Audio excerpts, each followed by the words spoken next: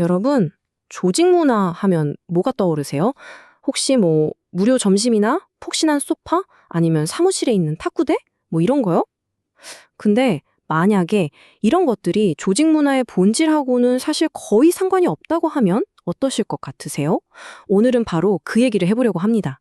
겉으로 보이는 복지, 그 너머에 숨어 있는 진짜 비즈니스의 성패를 가르는 조직 문화의 본질이 대체 뭔지 한번 제대로 파헤쳐 보겠습니다. 자, 그럼 시작부터 좀 충격적인 데이터 하나 보고 가실게요. 지난 10년 동안 정말 많은 기업들이 문화 개선에 엄청난 돈과 노력을 쏟아부었잖아요. 그런데 결과는 글쎄요, 우리가 기대했던 것과는 완전히 달랐습니다. 데이터가 그 이유를 아주 명확하게 보여줄 겁니다. 자, 이거 보세요. 좀 놀랍지 않으세요? 아니, 기업들은 지난 10년간 조직 문화에 그렇게 돈을 쏟아 부었는데 정작 직원 만족도는 오히려 떨어졌다는 거예요. 도대체 그동안 무슨 일이 있었던 걸까요?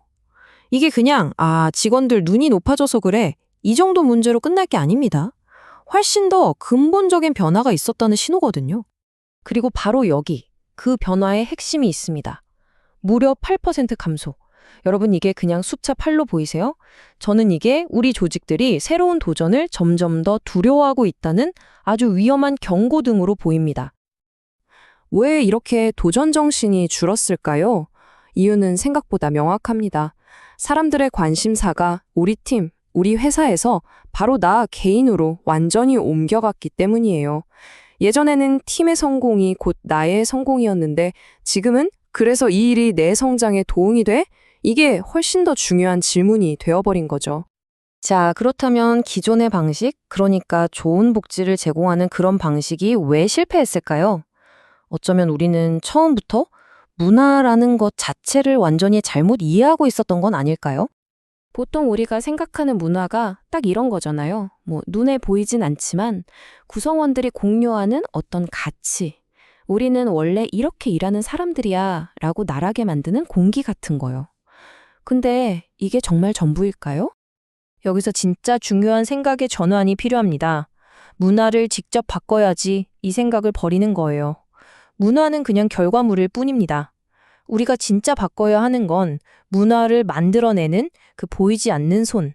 다시 말해, 우리가 매일 보고 만질 수 있는 구체적인 것들입니다. 그럼 그 구체적인 게 뭐냐?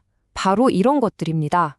창업자가 어떤 생각을 가졌는지, 리더가 회의에서 어떤 말을 자주 하는지, 어떤 사람을 칭찬하고 승진시키는지, 회사의 규칙은 어떤지, 심지어 우리가 어떤 고객을 상대하는지까지.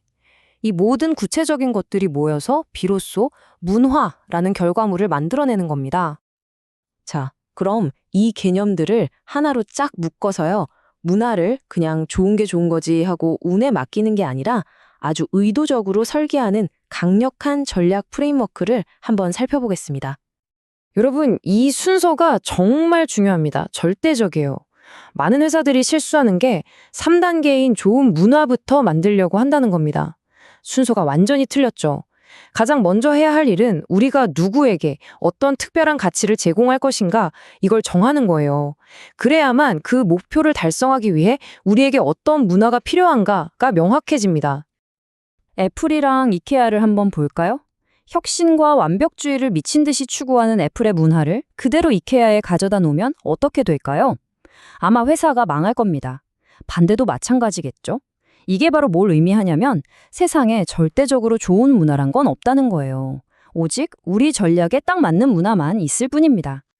그런데 여기서 또 많은 리더들이 함정에 빠집니다. 우리 전략에 맞는 문화를 만든다고 하면서 고성과 문화를 그냥 모두가 사이좋고 행복한 문화랑 똑같은 거라고 착각하는 거죠.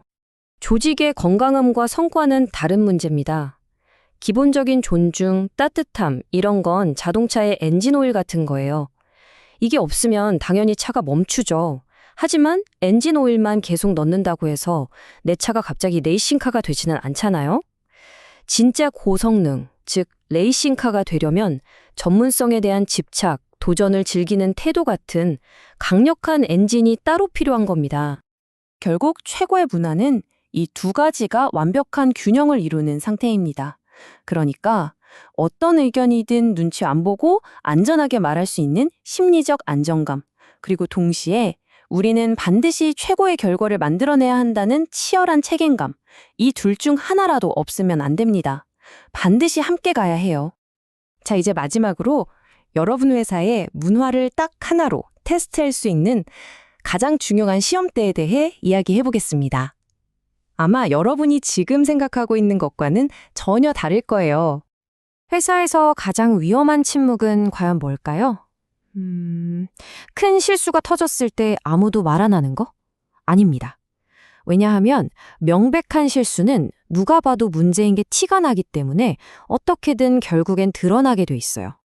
진짜 위험한 침묵, 회사의 미래를 좀먹는 침묵은 바로 이럴 때 나타납니다. 뭔가 좀 이상한데? 확실한 증거는 없고 그냥 느낌이 쎄해? 또는 이거 대박 아이템 같은데 아직 아이디어 단계라 말하기가 좀 그런가?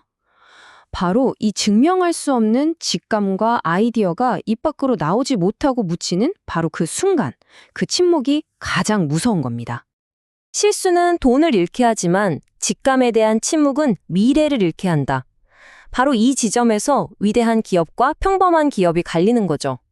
눈앞에 터진 실수를 잘 수습하는 것도 물론 중요하지만 아직 들리지 않는 기회의 목소리, 작은 위험의 신호를 포착해내는가에 모든 것이 달려 있습니다. 자, 이제 이야기를 마무리하면서 한번 스스로에게 질문을 던져보셨으면 좋겠습니다. 우리 조직은 이렇게 조용하고 불확실하고 애매한 순간들을 어떻게 다루고 있는가 하고 말이죠. 여러분의 문화는 어떤가요? 누군가 팀장님, 제가 확실하게 증명할 순 없는데요. 그냥 제 느낌에는 이라고 말했을 때 그 목소리에 귀를 기울여 주는 곳인가요? 이 한 문장을 자유롭게 말할 수 있게 만드는 것, 그것이야말로 진정한 고성과 문화를 만드는 가장 강력하고 확실한 첫걸음일 겁니다. 들어주셔서 감사합니다.